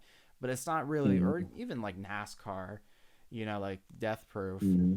stuff like that. But like, it's not really like the same like when I used to, like back in like 2018 or 2017, like when that was like all I listened to. It's just not the Yeah, same. no. So it's like for me, like I want to go into like more like alternative genres for real and like experiment with like different, like different subgenres of stuff because it's like it's just like I don't want to be stuck making the same stuff, you know? Like I want to expand myself as an artist. Exactly. And that's the only way that you're gonna stay relevant. You Mm-hmm. know what I'm saying? As an artist, because it's like when you stay stagnant and you make one sound, your fan base is gonna get tired of that one Mm-hmm. sound anyway.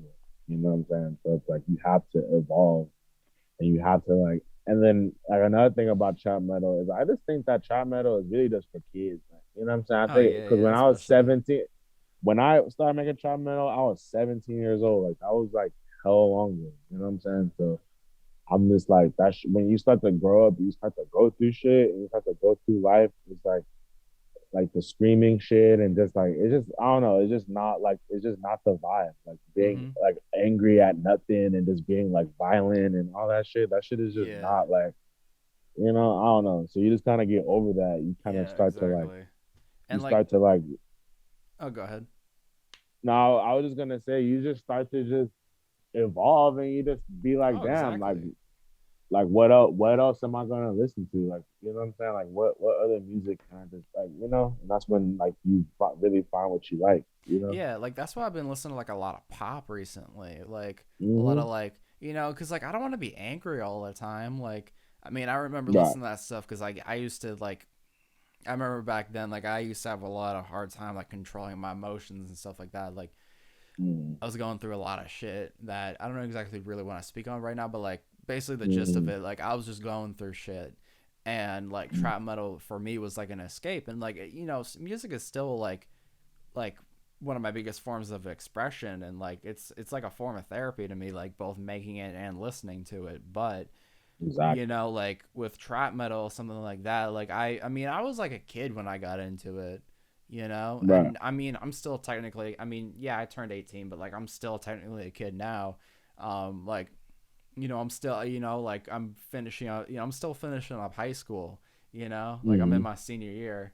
Like I still, like I haven't even graduated yet. So it's like, but even then, like I definitely have matured as a person. Like I'm definitely not the same person I was like 5, 6 years ago, Yeah, when I nah. start getting into the underground. So it's like, like at that point, it's like you kind of start maturing, and like I'll pay homage to the music, like definitely, but it's like it gets to a point where it's just like it's the same thing over and over again, and just gets very repetitive.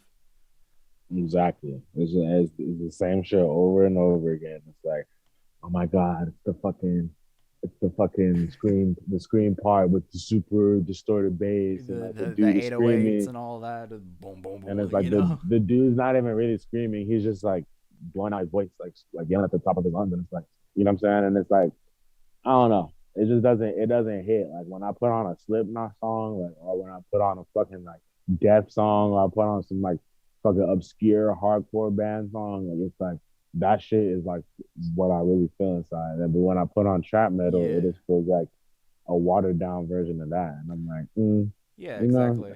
And I and think I'm like, just oh, go ahead. I was just gonna say, and then I just think that like artists like Ghostman and like Scar Lord, I just think that they kind of like they have a whole like kind of like wave of their own that like Yeah, if you actually want to be like because the way I see myself as an artist, like I see myself being like a pretty big and well known artist, like you know what I'm saying, like that's my goal is to yeah, be like what is to be one of the greatest to ever do this shit, that's why I do it.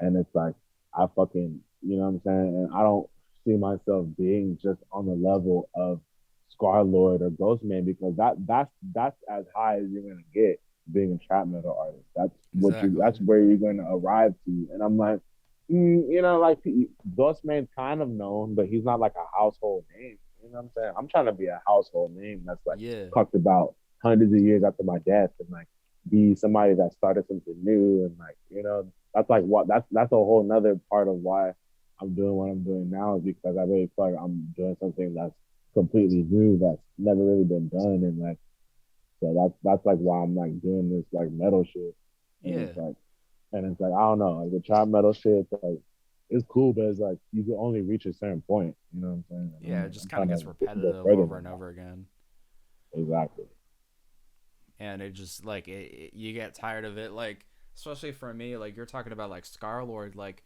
like I've listened to pretty much like his entire discography. Like I've gone through like everything from like his original Scarlord album up until like I think his most recent album was Scar Hours. I mean, I haven't been paying Mm-hmm. attention to him as of recently, but like I've definitely it's just like you can only listen to like the genre, I don't know, like the style so many times. Like, oh, it looks like Right. he actually oh, okay. So Scar Hours actually, what am I thinking? Scar Hours was like 2020, and then Oh, his okay.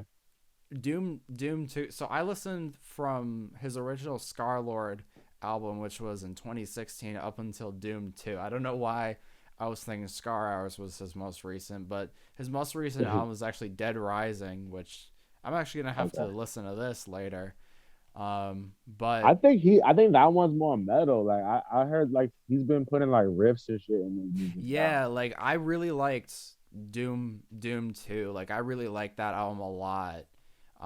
I Mm-hmm. found myself really liking that one because it like had a lot of like real metal in it. Like he's like really going in. Like, um, what else? I remember like he did this like weird thing. I think it was what was it? I'm trying to remember. It was some album. I can't remember exactly which album it was. I'm blanking on this because it was. Let me look. It was okay. I'm blanking on this because he did like this like weird. It was like okay, it was Fantasy Void. So like it was like this weird, kind of like sad, like music, like kind of like man, I'm blanking on the songs because like man, there's like so many of them. Which one? Which one was it? I gotta look. I'm looking through a Spotify right now. Mm-hmm. Man, I used to be like the biggest Scarlord fan, and now I just like almost not. How They Judge. That's it. That's like by far one of my favorite Scarlord songs. Is that one? Mm-hmm. And it was like that song itself. And like I haven't really listened to his newer stuff, like really like 2021. So I can't really give like a complete analysis on his discography, but like definitely I feel like that point was like when he started going to like this like more sad kind of slowed down scream, which is definitely interesting, and he did it a lot on Fantasy Void. But I feel Mm-hmm. like it just, I don't know, it just didn't hit, like it just wasn't that good. But I definitely really enjoyed like Lord Mage, like the EP that he did recently with Ghost Man. That was really good. Oh Um, yeah. I really like it was like actual like more like metal samples, and I really like that. And like seeing Mm-hmm. that from both of them, I think because definitely like their roots aren't exactly like complete metal, I think is like really cool to see from them. Like seeing like newer artists kind of embracing like the older style of metal, I just think is really cool. Yeah, for real. That's just tight. But I think yeah. more artists should do it. More artists should like get into it. Oh yeah, totally. I totally think that more artists should get into like traditional metal and like experimenting with that kind of stuff. Like it doesn't need to be your like main thing. You don't need to completely change up your sound, but like just like experimenting with it, you know? Yeah, Like that's why I exactly. mess with like Travis Barker so much, like how he's been working with a lot of rappers, the past few Mm-hmm. years, because like he's really bringing that kind of like more rock sound to, rap. Like people like Ecstasy and Poor Stacy and Mm-hmm. who else? Or like Josiah.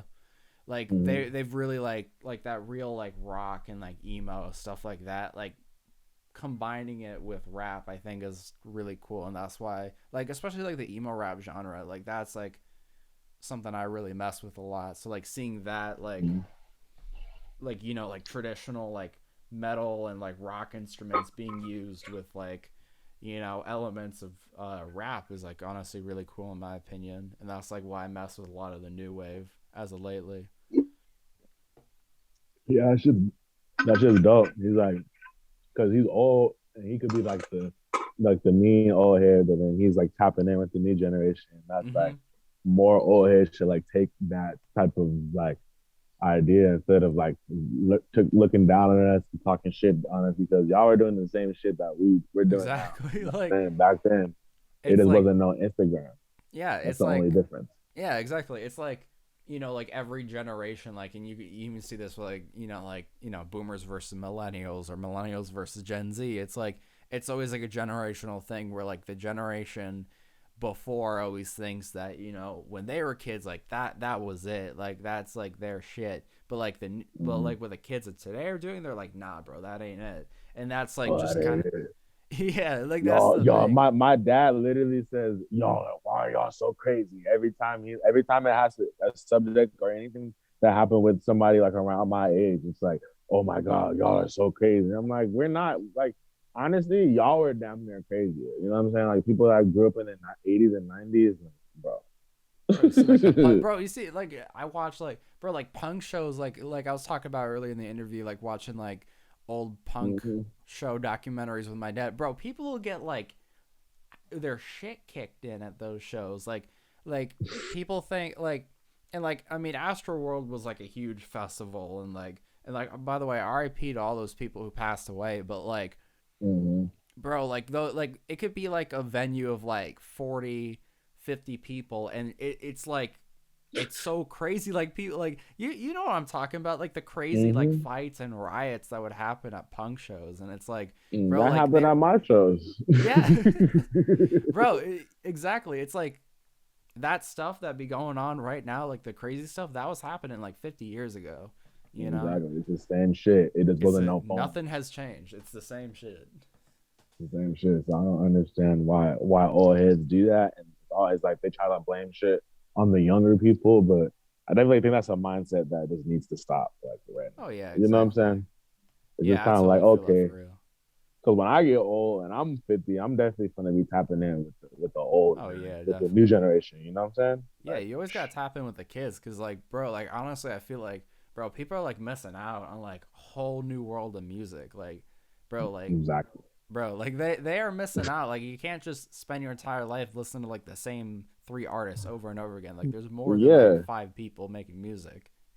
Like I love Corn and I love Slipknot, but like I'm definitely listening to like Yeet and like Summers and like Oh super yeah. new rappers and like all the new shit. Cause sometimes like I wanna because if you think about it, like rock rock is connected to like every black is connected to every black genre, right? So every Yeah. black genre has directly influenced like fucking has influenced rock and metal and shit. You know what I'm saying? Like Yeah, exactly. Wu Tang, like without Wu Tang Clan, like half of our favorite bands wouldn't exist. And I know that for a fact because if you hear the influences and you hear the flows and you hear the way the production is, you could hear that shit in most of the bands. You know what I'm saying? Yeah. So it's like, so what I like another thing that I'm trying to do, like, because like you brought it up, you was like, it's cool that they brought back that they combine emo and like the rap elements, right?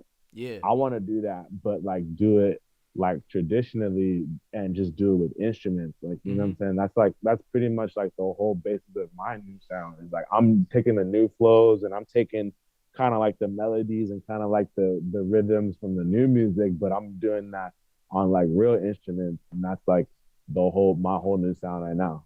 Yeah, yeah. See, that's what I really mess with is like just like the combination of like traditional genres mixed with. I mean, that's how music grows. Like that's how Exactly. it grows and evolves. And like you were talking about how like a lot of like black genres have like really influenced, like especially like how Wu Tang Clan influenced metal. I mean, like you go to Mm-hmm. the roots of it, rock and roll was a black genre. It started out as a black Exactly. genre. And even Exactly. from that, rock and roll was influenced by like the blues and stuff like that. Exactly. So like Right. a lot of like all this music together was like cultivated by black artists, but it's not always like talked about, like Mm-mm. like people are gonna talk about Elvis before they talk about Chuck Berry. Exactly, but when you look further and you zoom into it, it's like black people have directly influenced heavier genres too Oh yeah, that exactly. that white people take credit for. Like Bad Brains started new metal because if you go Exactly. back in their fucking discography in 1985, they was making shit like Red Hot Chili Peppers and Faith No More Exactly. way before them, years before them. Like Faith No More and Red Hot Chili Peppers didn't come out till 88, 89. They dropped fucking They dropped that Eye Against Eye in fucking '85. This is Yeah, three. This exactly. is four. This is 4 years before that. So Bad Brains, they created new metal. Like they create, like you know what I'm saying. Bad Brains is like they don't talk about this shit at all. But Bad Brains is like one of the most influential bands ever. Like you know what I'm saying. Exactly. Like They're I just agree as with you on influential that as Slayer. 100%. They're just as influential as Slayer or Metallica or the Beatles or any big band that we all hear about, Led Zeppelin. They're like really, really influential. Like, you know what I'm saying? And nobody talks about that shit. It's Yeah, crazy. exactly. It's like just because they're not talked about doesn't mean that like their influence can't be heard. Exactly. Yeah, that's facts. So the last question I wanted to ask before we end off the interview is just like what advice would you give to like any upcoming artists listen to this interview?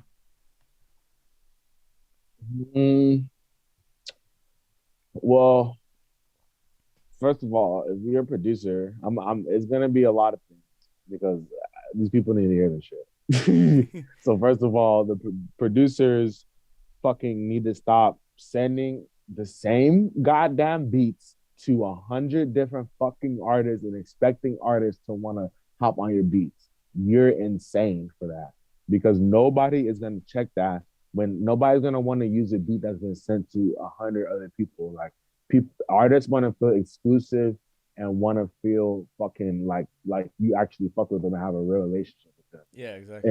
instead of trying to work with artists that you already see have a following, find that good rapper in your city.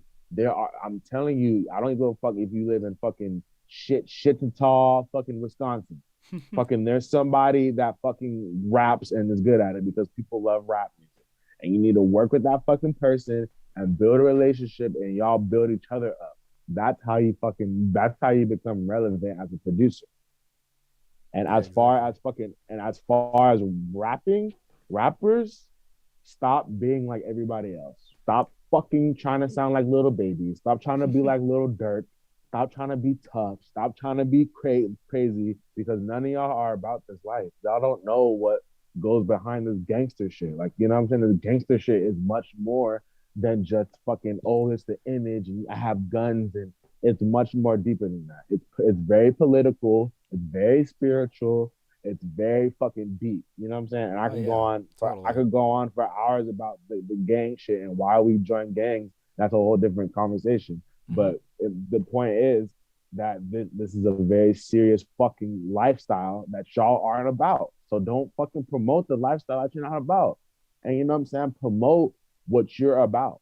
Even if you just rap about going to Starbucks every day and that's what you do, that's fucking cool because that's what you do and that's who you are. You know what I'm Yeah, saying? Like exactly. rap about who you are.